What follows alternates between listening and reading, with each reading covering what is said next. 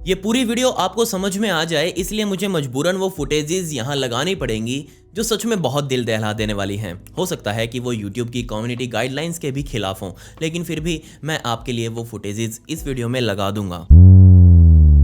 27 जनवरी 1908 के दिन एक 34 साल का आदमी जिसके दोनों हाथ पीछे बंधे हुए थे, वो एक मंच पर आता है। उसके सामने लगे पर्दे ऐसे खुल जाते हैं और उस पर्दों के पार हजारों लोगों का क्राउड मौजूद था। जी हाँ, कुछ ऐसा ही सीन था सेंट लुइस मिजोरी में बने उस थिएटर का। और ये आदमी जो अभी करने वाला था, ये इसे अपनी जिंदगी में पहली बार लाइव कर रहा था, लेकिन फिर भी वो बिल्कुल नर्वस नहीं था। उस आदमी के बिल्कुल बराबर में एक बहुत बड़ा ड्रम, यानी कि उसके साइज से भी बड़ा ड्रम उसके साइड में रखा हुआ था और उसके अंदर अब पानी भरा जाना था। खैर, सभी ने अब तालियां बजानी बंद करी और सभी को चुप करवाकर अब ये आदमी उस ड्रम की तरफ जाने लगा। और वहां पहुंचकर उसने अपनी टीम को इशारा किया। वहां से तुरंत दो लोग भागे आए, उन्होंने उसके अंदर पानी भर दिया और साथ में एक सीढ़ी भी लाकर उसके बराबर में रख दी।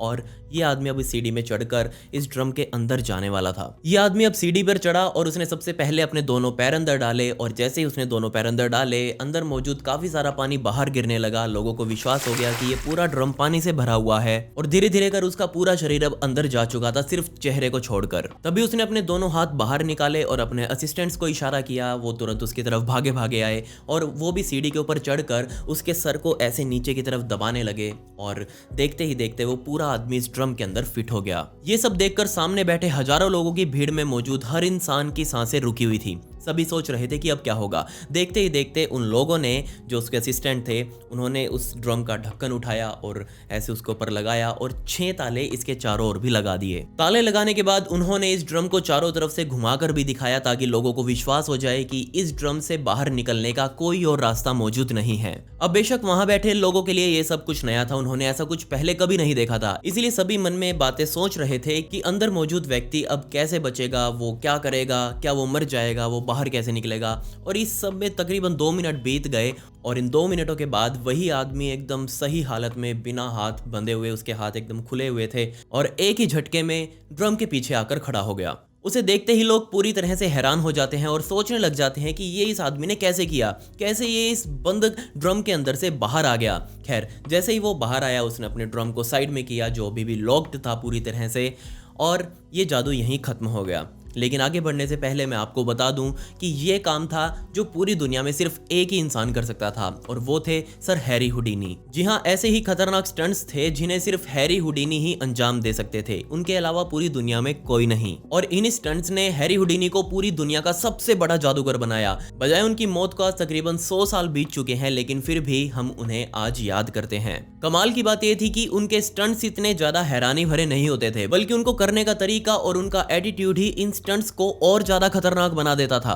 लेकिन एक स्टंट था जिसे करने से हैरी हुडीनी भी डरते थे और एक सुबह वो उठे और उन्होंने सोचा कि चलो आज तो वही करेंगे। और वो फिर अपने असिस्टेंट्स के साथ रेडी हुए और वो जैसे ही वो स्टंट कर रहे थे तभी वो पैनिक हो गए और उन्होंने तुरंत अपने असिस्टेंट्स को इशारा किया और असिस्टेंट्स ने उन्हें रेस्क्यू किया।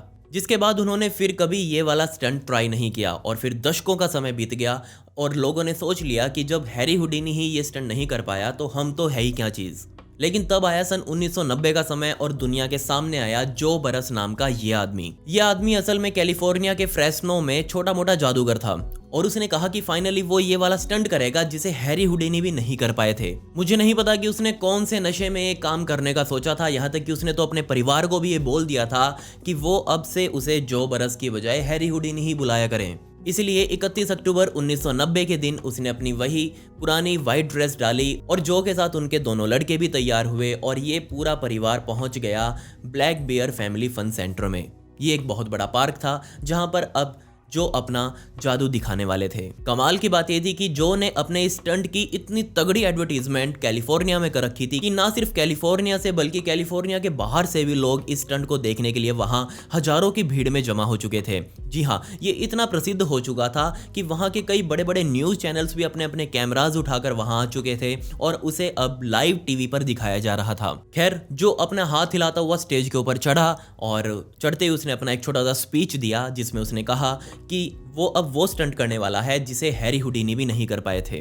और ये सब कहते ही उसने अपने असिस्टेंट्स को इशारा किया कि वो अब अपना ये स्टंट करने के लिए तैयार है। इशारा पाते ही उसके असिस्टेंट्स ने उसके दोनों हाथों को पहले तो मोटी मोटी चैनों से बांध दिया और फिर उन्हीं चैनों से उसके बाकी के शरीर को भी बांध दिया और उसी अवस्था में उठाकर जो को एक प्लास्टिक के बने कॉफिन के अंदर रखा जाना था। खैर उन्हें उठाकर भी उस कॉफिन में रख दिया गया और अब उस कॉफिन को पास ही बनाए गए एक 7 फुट गहरे गड्ढे के अंदर दफनाना था और उसके ऊपर मिट्टी डाली जानी थी। और स्टंट ये था कि इस आदमी यानी कि जो को जादू से अपने हाथ खोलकर और उस कॉफिन को खोलकर उस मिट्टी को खोदकर बाहर आना था। क्या आप सोच सकते हैं कि यह कैसा रहा होगा? मैं आपको पहले ही बता दूं कि हैरी हुडीनी ने भी इस स्टंट को ट्राई किया था और उन्होंने बजाय 7 फुट के उन्होंने 6 फुट खुद को नीचे गहरा जमीन में दफनाया था।